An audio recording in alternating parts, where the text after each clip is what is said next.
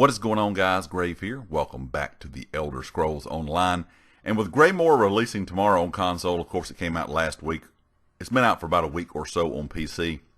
There's a lot of returning players to the game, and there's not a lot of new players to the game. So today I kind of wanted to make a video giving some tips to those new players. Instead of just, kind of giving y'all just in general tips, just overall, I'm going to kind of give you some tips based off a lot of the questions that I have seen online from new players. A lot of these questions I see over and over, either in forums, social media, whatever the case may be. And a lot of these same things are asked by a lot of different people. So let's go ahead and start off with this. It's going to be a little bit different, like I said, than just giving you straight tips. One question that I always see is, do I need to keep everything that I pick up? If you are a new player, there is no need to keep every single piece of material and gear that you pick up before you hit level 50. I would recommend putting the best stuff that you have on your character, whatever kind of character you're trying to build, whether it be tank, something with light gear, heavy gear, medium gear, whatever the case may be. Also, you can break down a lot of that gear and start learning how to do some of your crafting stuff, for blacksmithing, woodworking, clothing, or that kind of thing.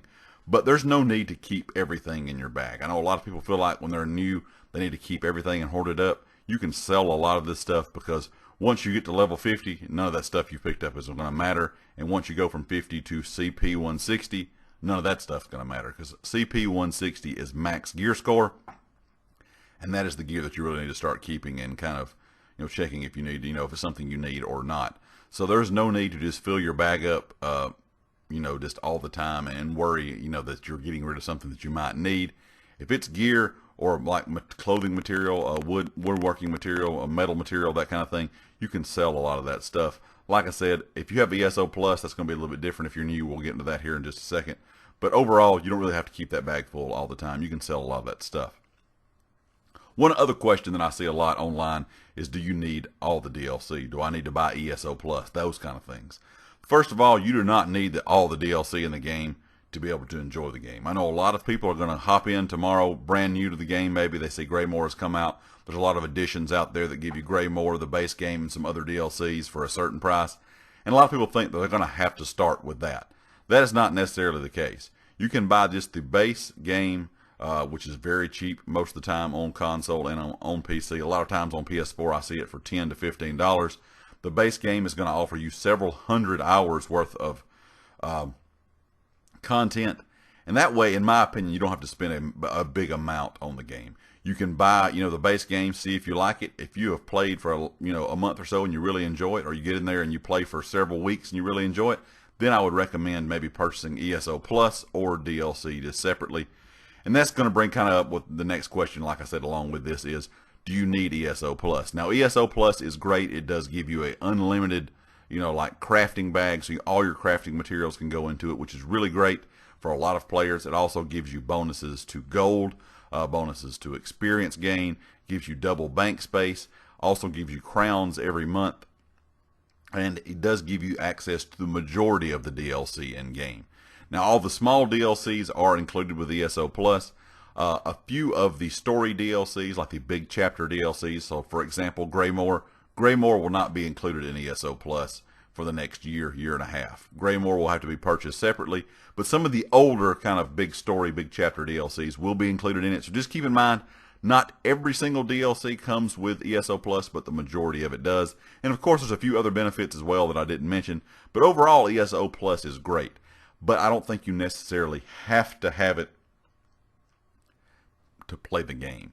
I mean, I understand if you are a new player, you only have one character, it's kind of hard to keep all this stuff, keep all the inventory management. So ESO Plus does come in very handy with that crafting bag.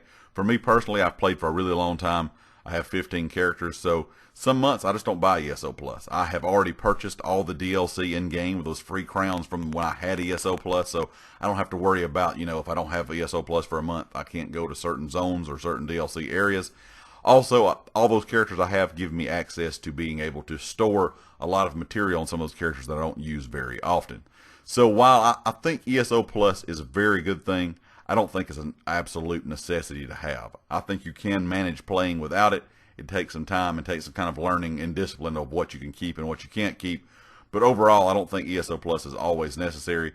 Personally, for me, I don't buy it for a long period of time, several months maybe when I'm playing, and then every once in a while I will purchase it. That way all of the material and stuff I've picked up will go into my crafting bag, and then I have kind of free up the room on those characters to kind of start my process over again when I don't have ESO Plus. So just keep that in mind.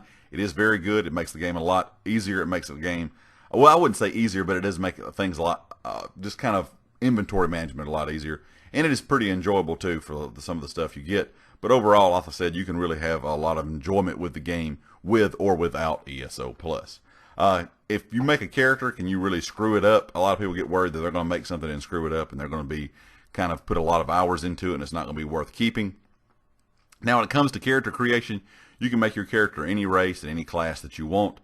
Now, some classes and races go better together. Some are for like a person that wants to make a character in the end that is the best it can be at a certain thing. So let's just take a sorcerer, for example. A lot of people would recommend you use a high elf because you'll be able to deal the max damage.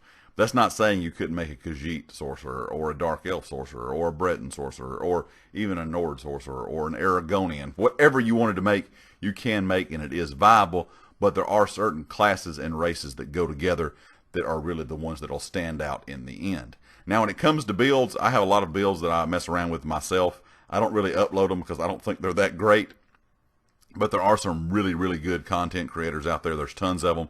I'm going to give you a few down in the description below if you would like to check some of these guys out, because I think they do a really good job of explaining everything, and they're very good content creators in general, and they answer questions in their, of course, in their comments on their YouTube page or on their Twitch stream. So if you're looking for some really good builds, you can check out Nephis, you can check out the Asian God, you can check out Owlcast, and also Hack the Minotaur. He does a lot of stuff for solo builds.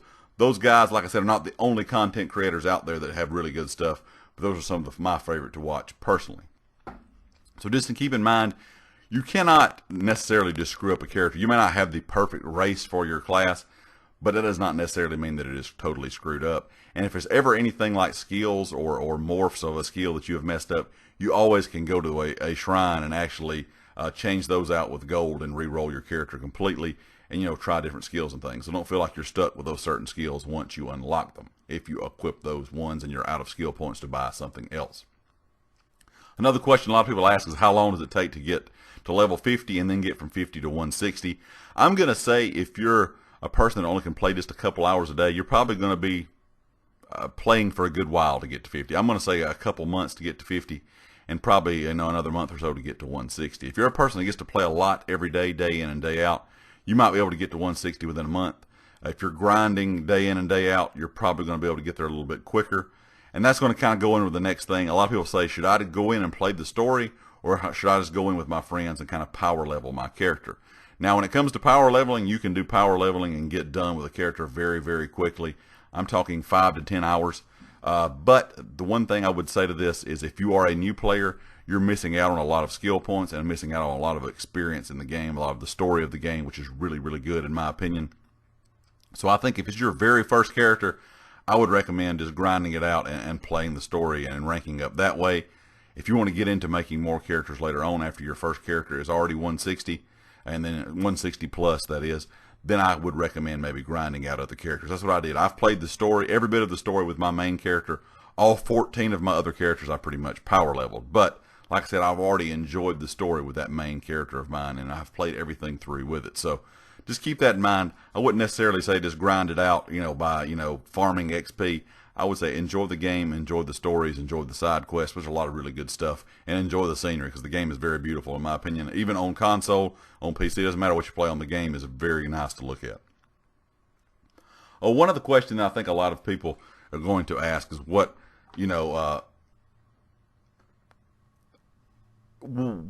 the best kind of like guild to join? I lost my train of thought there for a second. I'm sorry.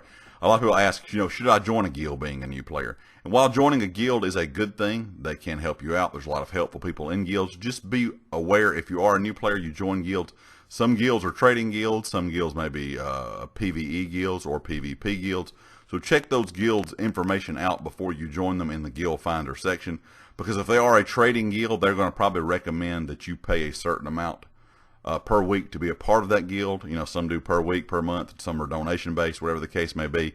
But there's also a lot of guilds out there that are free that you can join. So I would recommend joining a guild if you are a new player. It's a good way to fast travel to areas that you don't have unlocked, because you can just go into the guild roster and fast travel to certain players in certain areas, and like I said, that you don't have open yet.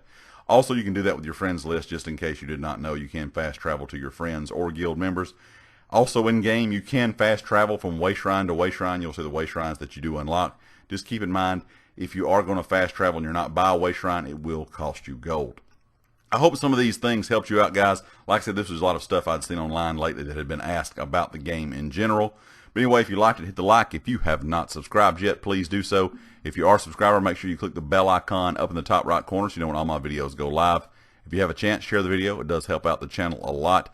And be sure to check out GT Racing. They are the affiliate here on the channel, and all their information is linked down in the description.